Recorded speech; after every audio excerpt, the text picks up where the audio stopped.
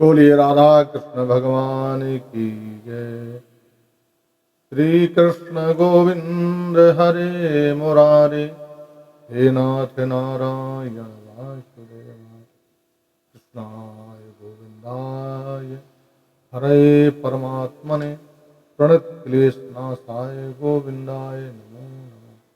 कृष्णाय वासुदेवाय हरे परमात्मने प्रणतक्लेशनाशाय गोविंदाय नमो नमः। ओम हनुमान अंजनी सोनो वायो पुत्रो महाबला रामेष्ठा फाल्गुन सखा पिंगमक्तो वमिति विक्रमः उदधी क्रमश्चैव सीता शोक विनाशका लक्ष्मण प्राणदाता चादस्ग्रीवश्च दर्पः।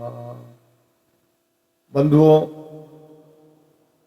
हमारा ये पावन नया वर्ष आने वाला है। इस नए वर्ष में हमें कौन कौन से कार्य करना है जिससे हमारा पूरा वर्ष मंगलमय हो, मंगलमय तरीके से हमारा व्यापार चले, मंगलमय तरीके से हमारा घर द्वार चले, हमारे बच्चों का भविष्य मंगलमय हो, हमारा स्वयं का भविष्य मंगलमय हो। हम भगवान मंगल भवन अमंगलहारी श्री हरि से, श्री कृष्ण से, श्री राम से, श्री नारायण से, दुर्गा मैया से, सनातन पद्धति परंपरा से मंगलमय भक्ति भाव श्रद्धा से जुड़ें। इसके लिए हमें क्या करना है?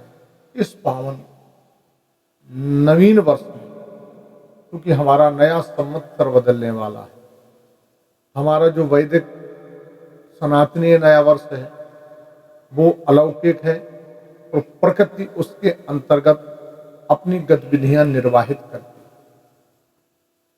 तो ये जो चैत्र शुक्ल पक्ष प्रतिपदा आने वाला है, ये हमारा नया वर्ष, और इस नए वर्ष में केवल हम लोग ही नई क्रियाकर्म नहीं करते, ये प्रकृति भी अपनी नवीनता का दर्शन कराती है। जैसे वृक्ष हैं, जल है, सूर्य देवता हैं, पवन देवता हैं, जितने भी हमारे देवी देवता हैं, वो सब लोग नए वर्ष के इस पावन शुभ अवसर पर अपना अपना प्रदर्शन और अपने अपने भाव प्रकट करते हैं।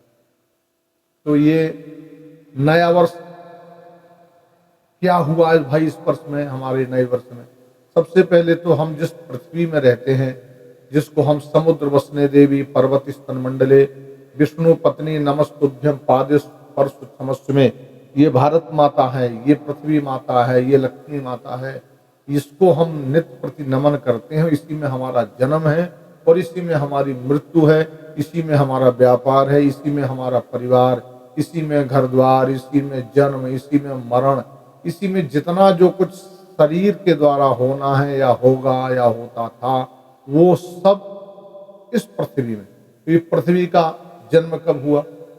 पृथ्वी का जन्म भी चैत्र शुक्ल पक्ष प्रतिपदा को। पृथ्वी का निर्माण कब हुआ? ये चैत्र शुक्ल पक्ष प्रतिपदा। इस कारण ये हमारे जितने भी इस शरीर को चलाने वाले छिद जल पावक गगन समीरा, इन सब का जन्म ही वर्ष प्रतिपदा को, चैत्र शुक्ल पक्ष प्रतिपदा। तो ये केवल हमारा ही नया वर्ष नहीं है, ये प्रकृति का भी नया वर्ष है, ये सूर्य का भी नया वर्ष है, ये चंद्रमा का भी नया वर्ष है, ये पृथ्वी का भी नया वर्ष है, ये पवन का भी नया वर्ष है, ये समस्त देवताओं का नया वर्ष है। इस कारण हमें इस नए वर्ष में, अब चूंकि जब हमारा नया वर्ष प्रारंभ होता है तो हमारा नया वर्ष पिकनिक से नहीं होता, हमारा नया वर्ष व्रत से शुरू होता है, हमारा नया वर्ष पूजा से शुरू होता है, हमारा नया वर्ष अनुष्ठान से शुरू होता है, हमारा नया वर्ष रामायण पढ़ करके, गीता पढ़ करके, कथाओं से, आदि आदि से, ये हम देवी देवताओं से जुड़ करके इस नए वर्ष को मनाते हैं। और तभी हमारा वर्ष, पूरा वर्ष मंगल में रहेगा, आनंद में रहेगा, सुख में रहेगा, समृद्धि में रहेगा। तो हमारा जो वर्ष प्रतिपदा आ रहा है, चैत्र शुक्ल पक्ष वर्ष प्रतिपदा, इसमें एक ऐसा संगठन है हमारे भारत में जिसको बड़ी धूमधाम से मनाते हैं। वो संगठन है जो इस वर्ष प्रतिपदा को, चाहे वो महाराष्ट्र में हो, चाहे वो नागपुर में हो, चाहे वो उत्तराखंड में हो, चाहे वो लखनऊ में हो, हमारे देश के किसी भी भूभाग में हो, उसको बड़े उत्साह के साथ मनाते हैं, ध्वज लगाते हैं ऊपर ध्वज।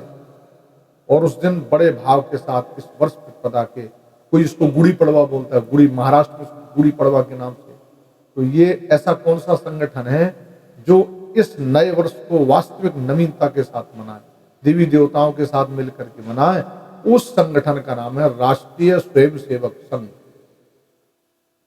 राष्ट्रीय स्वयंसेवक संघ वर्ष प्रतिपदा को बहुत धूमधाम से, और हम प्रशंसा करते हैं संघ की, हम प्रशंसा करते हैं उसके जुड़े हुए संगठनों की। हमारा विश्व हिंदू परिषद हुआ, बजरंग दल हुआ, जितने भी संगठन जुड़े हैं सब धन्यवाद के पात्र है कि हमारी वैदिक सनातनी पद्धति परंपरा को ये उस वैदिक काल के अनुसार ही मनाते हैं और लोगों को प्रेरणा देते हैं। तो वर्ष प्रतिपदा में हमको क्या करना है? हमको व्रत प्रथम दिन व्रत करते हैं, 9 दिन का व्रत होता है, तो 9 दिन नहीं कर सकते तो प्रथम दिन तो, और हमारे भाई बंधु कर पाए ना कर पावे, लेकिन देवियां हमारी माता बहनें जरूर करती हैं वर्ष प्रतिपदा में प्रथम, जिसको परमा बोलते हैं, परमा तिथि, तो उसमें व्रत करती हैं। हमें वर्ष प्रतिपदा में अपने घर में हल्का सा हवन भी करना है, शुद्ध गाय के घी का हवन। उसमें जानते हो हमें धूप भी मिलानी है, चीनी भी मिलानी है, पंचमेवा भी मिलाना है, काला तिल भी मिलाना है, कमल गटा भी मिलाना है, रोली भी मिलाना है, और सारी चीजों का मिश्रण करके सुंदर सा गुड़ मिलाना। चीनी की जगह गुड़ मिलाई, गुड़ में मिला के शुद्ध गाय के घी में हवन करेंगे कि हमारे घर में हम ये नए वर्ष में हवन प्रारंभ करते हैं, और ये हवन पूरा वर्ष हमारे जीवन पर चले। तो हवन से क्या होगा? शुद्धिकरण होगा। जो नकारात्मक सोच है, जो विपरीत विचारधारा है, जो हम इधर उधर कभी कभी भटक जाते हैं, हवन से हमारा घर शुद्ध होगा, हमारा मन शुद्ध होगा, हमारे विचार निर्मल होंगे, और हमारे देवी देवता प्रसन्न होंगे। उस सनातन धर्म का बल बढ़े, सनातन पद्धति परंपरा को ताकत मिली। इसलिए वर्ष प्रतिपदा को हवन जरूर करें। एक ध्वज, लाल रंग का ध्वज, भगवा रंग का ध्वज, सफेद रंग का ध्वज, पीले रंग का ध्वज, जो भी ध्वज आपको अच्छा लगे, एक एक ध्वज अपने अपने मकान के ऊपर, चाहे वो छत पड़ी हो, चाहे वो तिखंडा हो, 2 खंड का हो, बड़ी बिल्डिंग हो, छोटी बिल्डिंग हो, सब में ध्वज लगाना। और उस ध्वज में ओम जरूर लिखना, ओम लिखना। ओम लिखना क्यों जरूरी? क्योंकि जब सूर्य देवता जैसे ही उदयाचल पर्वत से प्रस्थान करते हैं, उस समय वो सबसे पहले ओम बोलते, और सूर्य देवता जब तक इस भूमंडल पर घूमते हैं तब तक ओम ओम का ही उच्चारण करते हैं। तो जिस ध्वज में ओम लिखा रहता है, उस ध्वज पर सूर्य देवता देख करके बड़े प्रसन्न होते हैं, बहुत खुश होते हैं सूर्य देवता कि हम जिस ओंकार का नाम उच्चारण कर रहे हैं, ओंकार में समस्त देवमंडल, समस्त प्रतिभाएं, समस्त विद्याएं, समस्त कलाएं, समस्त क्रियाएं, समस्त रिद्धियां सिद्धियां सब ओम के अंदर समाहित हैं। हरिओम में ओम समाया, ओम में शिव समाहित हैं, ओम में नारायण समाहित हैं, ओम में ब्रह्मा समाहित हैं, ओम में राम कृष्ण नरसिंह वामन मत्स्य कूर्म नर सभी हमारे देवी। इसलिए अपने ध्वज में ओम जरूर लिखेंगे। ओम किससे लिखना है? सिंदूर से, गाय के घी से मिला हुआ सिंदूर, उसमें अच्छे तरीके से ओम। नहीं लिख पा रहे तो मार्केट में ऐसे ध्वज मिलते हैं जिसमें ओम लिखा हो, ओम राम लिखा हो, ओम कृष्ण लिखा हो, ओम नमः शिवाय लिखा हो, ओम जय दुर्गा मैया की जय लिखा हो, ओम लिखा हो। और उस ओम को, उसमें ओम हनुमति लिखा हो, ओम हनुमान जी की जय लिखी हो, हनुमान जी का चित्र हो, कृष्ण का चित्र हो, श्री राम जी का चित्र हो, भोलेनाथ का चित्र हो, दुर्गा मैया का चित्र हो, किसी का भी चित्र हो, हमारे देवी देवताओं का, श्री गणेश जी महाराज जी का चित्र हो, उनका प्रतिबिंब बना हो, उनकी फोटो बनी हो, ऐसा ध्वज हमें अपने ऊपर वर्ष प्रतिपदा को लगा। और इसका ध्यान रखेंगे ये ध्वज एक वर्ष में ही इसको बदला जाए। इतना अच्छा ध्वज लाना, इतना अच्छा ध्वज लाना हमें अपने उसमें लगाना है, और उसको लगाएंगे तो हमारे ऊपर देवी देवताओं की असीम कृपा रहने वाली। तो हमें हवन भी करना है और हमें ध्वज भी लगाना। हनुमान जी महाराज जी बड़े प्रसन्न रहते हैं। जिस ध्वज में सिंदूर से ओम लिखा रहता है, अरे भाई हनुमान जी ने सिंदूर इसी कारण ही लगाया था कि मेरे प्रभु राम मेरे ऊपर प्रसन्न हो जाए, राम जी प्रसन्न हो जाए हमारे ऊपर। इस कारण ही हनुमान जी ने अपने सारे शरीर में सिंदूर ही सिंदूर लगा लिया। एक बार हुआ क्या, हनुमान जी को हल्की हल्की सी भूख लग रही थी, वो हनुमान जी सीता मैया का पता लगाते लगाते माता जी कहाँ है, माता जी कहाँ है। तो माता जी उस समय अपने श्रृंगार कक्ष में प्रभु श्री राम जी को प्रसन्न करने के लिए श्रृंगार कर रही। तो पूरा श्रृंगार हो गया, लेकिन वो चुटकी भर सिंदूर से अपनी मांग में लगा रही थी, मांग में लगा। तो हनुमान जी ने देखा तो माँ ने अपना मांग में सिंदूर लगा लिया। सीता जी ने कहा बेटा क्या बात है अम्मा? कहा मैया बहुत भूख लगी है, चलो हम तुमको भोजन देती हैं, लेकिन अम्मा ये बताओ आप अपनी मांग में सिंदूर क्यों लगा रही थी? बोले पुत्र सिंदूर लगाने से प्रभु बड़े प्रसन्न होते हैं, बड़े खुश होते हैं, बड़ी कृपा करते हैं वो। अच्छा, तो हनुमान जी ने कहा तो अम्मा ये तो बहुत आज हमें पता चला कि सिंदूर लगाने से प्रभु प्रसन्न होते हैं। तो अम्मा अब हम थोड़ी देर में थोड़ा सा भोजन करेंगे, थोड़ा अभी रुक जाइए। वो हनुमान जी अपने कक्ष में गए और पूरे शरीर में, बोले ऐसे सिंदूर लगाएंगे तो ठीक नहीं है। उस दिन उन्होंने घी रखा था, गाय के घी में लपेट के पूरी बॉडी में सिंदूर ही सिंदूर लगा दिया। और सिंदूर लगा के अब देखा प्रभु के सामने जाएंगे, तो देखा वहां प्रभु तो राज दरबार में प्रस्थान कर गए।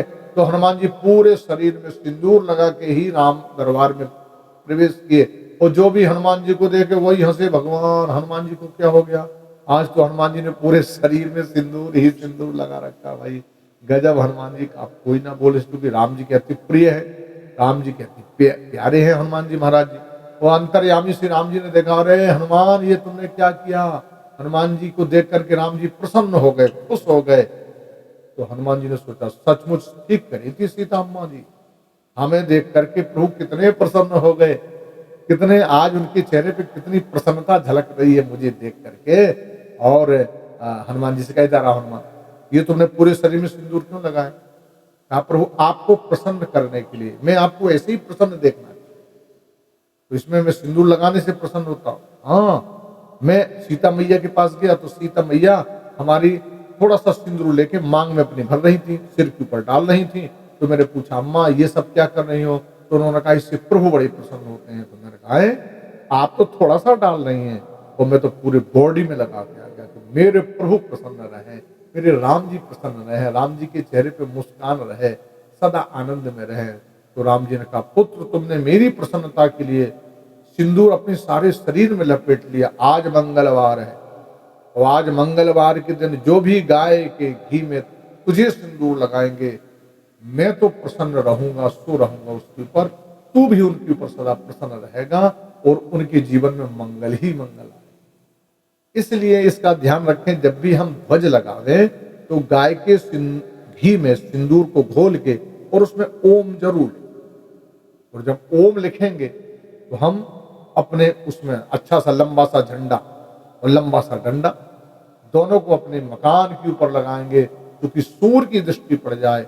और जब सूर्य की दृष्टि पड़ेगी तो सूर्य महाराज जी हमको आनंद देंगे, हमारे ऊपर कृपा करेंगे।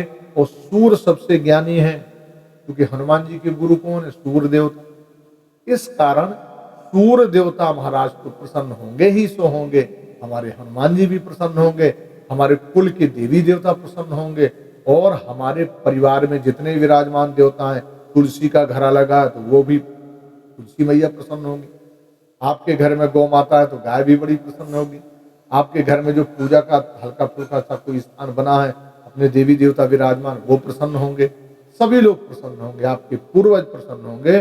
और आप जिस समय झंडे का, उस ध्वज का रोज दर्शन करेंगे और उस ध्वज को प्रणाम करेंगे, इसमें हनुमान जी विराजमान है, इसमें श्री राम जी विराजमान है, इसमें समस्त देवता विराजमान है, इसमें सूर्य कृपा है, तो आपके दिल में भी प्रसन्नता हो जाएगी बंधुओं। इस कारण हम कहना चाहते हैं कि हम सब लोगों को ये जो वर्ष प्रतिपदा आ रही है, हमारा संवत बदल। हनुमान जी महाराज जी समझ लीजिए भगवान के परम भक्त हैं। हनुमान जी भगवान का नाम जपने वाले श्रेष्ठ उनके भक्त हैं। जैसे भोलेनाथ शंकर नाम जपने वाले, तो वर्ष प्रतिपदा में हमें ये संकल्प लेना है कि हम नाम जप ज्यादा से ज्यादा करेंगे पूरे वर्ष। ज्यादा नहीं कर सकते हो, एक माला सायं और एक माला सुबह। कौन सा मंत्र बोल रहा है? हरे राम राम राम हरे हरे, हरे कृष्ण कृष्ण कृष्ण हरे। इसमें एक बार बोलेंगे आप तो 16 बार भगवान का नाम आ जाएगा। हरे राम राम राम हरे हरे, हरे कृष्ण कृष्ण कृष्ण हरे हरे। ये एक सुबह माला कर लेंगे और एक सायंकाल माला कर लेंगे। और अगर आप अपने ध्वज के पास बैठ के करेंगे तब उसका आनंद ही अलग। अगर ध्वज के पास नहीं बैठ पा रहे, ध्वज ऊंचा लगा, वहां बैठने की जगह नहीं है ना, तो आप अपने जहां आपका पूजा घर है, जहां पूजा करते हैं, वहां बैठ करके आराम से यही मंत्र ओम हरे राम राम राम हरे हरे, हरे कृष्ण कृष्ण कृष्ण कृष्णाय वासुदेवाय हरे परमात्मने प्रणत क्लेश नाशाय गोविंदाय नमो नमः। अगर ये मंत्र बोलेंगे तो जितने भी क्लेश आपके जीवन में आ रहे हैं, प्रणत क्लेश नाशाय, सारे क्लेशों का विनाश हो जाएगा और पूरा वर्ष आपका मंगलमय रहेगा।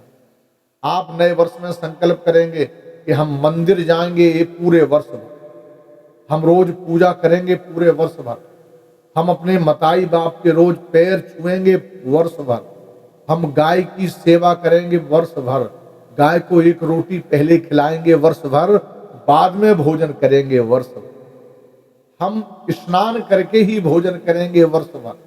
अगर कोई इमरजेंसी आ जाए, बीमारी हो जाए या कोई समस्या आ जाए, उसको छोड़ के हम वर्ष भर अपने माता पिता को रोज प्रणाम करेंगे, रोज धरती अम्मा के चरण छुएंगे, रोज हम अपने माता पिता के 10 मिनट पैर दावेंगे, उनके चरणों को दावेंगे।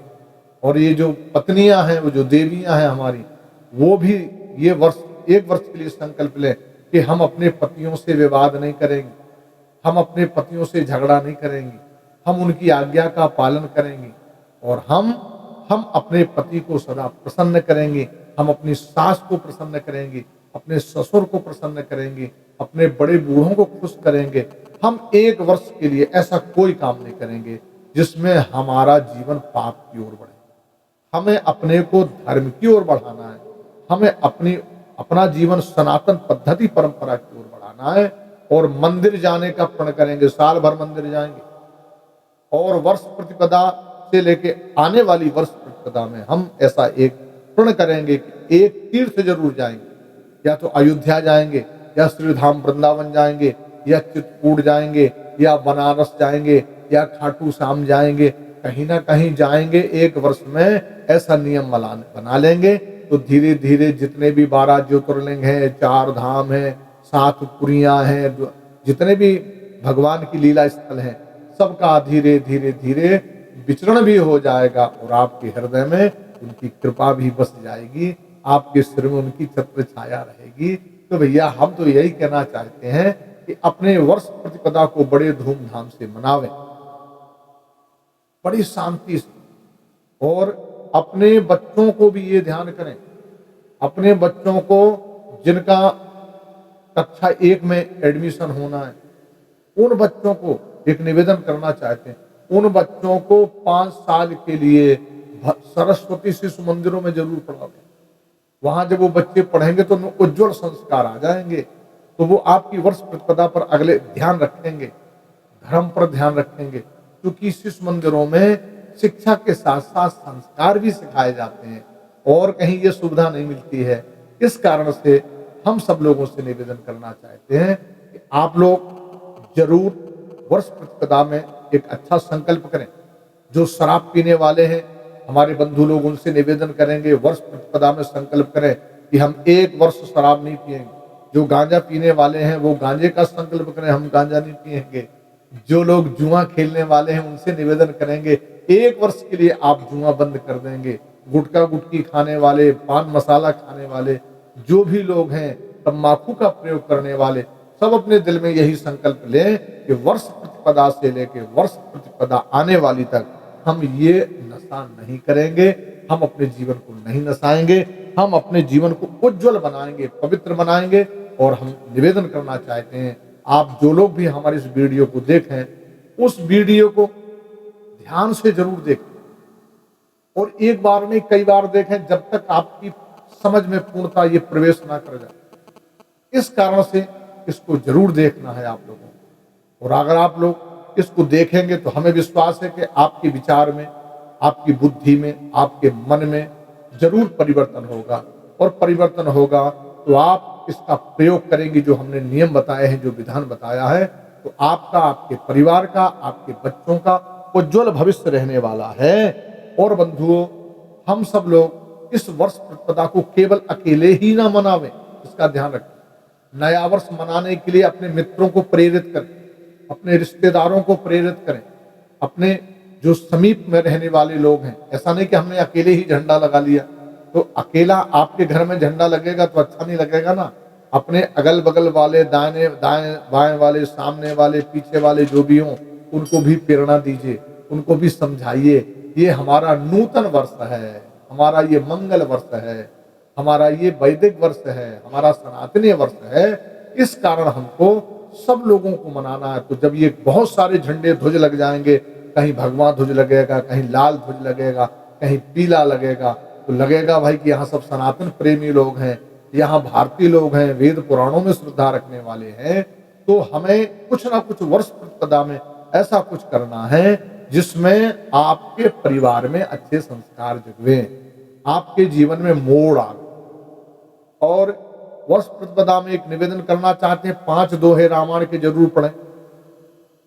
अपने घर में 5 दोहे रामायण के अकेले ना पढ़ें, आपके जितने बच्चे हों, बेटियां हों, आपकी पत्नी हो, आपके दादा हो, परदादा हो, चाचा हो, भाई हो, सास ससुर हो, जो भी हो, सब लोगों को सायंकाल 5 दोहे पढ़ने के लिए इकट्ठा करवें।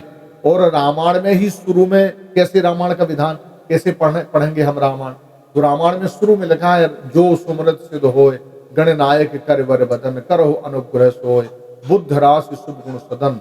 ये जितने सोरठा हैं वंदना करने वाले, उन सबको एक कागज में उतार के लिख लेवें और उसको जरूर पढ़ें। इसके बाद समापन में जय जय राजा राम की जय, लक्ष्मण बलवान, ये भी उत्तरकांड में लिखा है लास्ट में, तो उसको वहां से नोट कर लेवें और इसको यहाँ से नोट कर लेवें। सामने में वंदना और विसर्जन, भगवान को प्रसाद लगावें।